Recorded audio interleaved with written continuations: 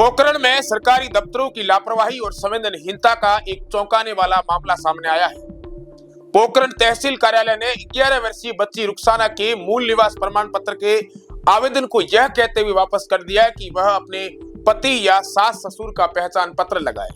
केलावा गांव निवासी रऊफ खान ने अपनी नाबालिग बेटी रुखसाना के लिए ऑनलाइन आवेदन किया था, लेकिन जब फाइल तहसील कार्यालय पहुंची तो वहां के एक बाबू ने आवेदन पर टिप्पणी लिखी, पति का वोटर आईडी लगाओ या सास ससुर का।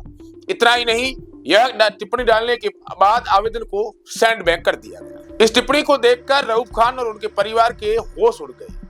रऊफ खान ने बताया कि उनकी बेटी अभी महज 11 साल की है और स्कूल में पढ़ाई कर रही है। उन्होंने ये भी कहा, ऐसे में पति या ससुराल का पहचान पत्र कहां से लाए।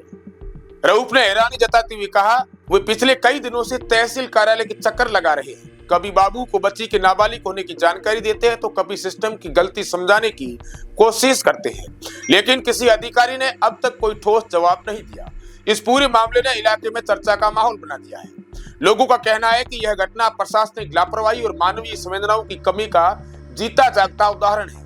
जब मीडिया ने इस संबंध में तहसील कार्यालय के एक अधिकारी से बात करने की कोशिश की तो उन्होंने फोन काट दिया और कोई प्रतिक्रिया देने से बचते रहे। गांव के लोगों का कहना है कि यदि एक साधारण मूल निवास प्रमाण पत्र के लिए भी परिवार को इतनी परेशानियों का सामना करना पड़ रहा है तो आम जनता का काम कैसे होगा।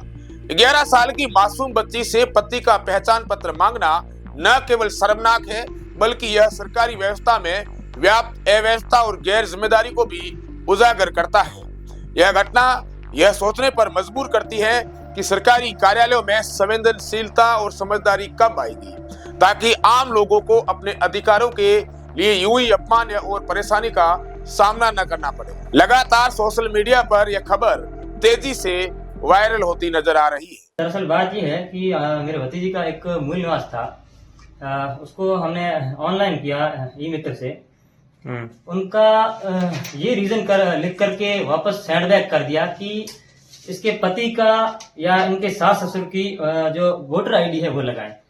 और मेरे भतीजी की डेट ऑफ बर्थ है 1/1/2014, जिससे वो 11 साल की हुई है। 11 साल की बच्ची का पति भारतीय संविधान में तो अभी तक मान्यता नहीं दी है। अगर पोखरण तहसील कार्यालय में इस तरीके की कोई मान्यता है तो मैं आज उनसे ये पूछने के लिए आया था कि क्या आपके तहसील कार्यालय में इस तरीके का कोई नोटिफिकेशन आया है जिससे एक 11 साल की बच्ची की शादी हो सके।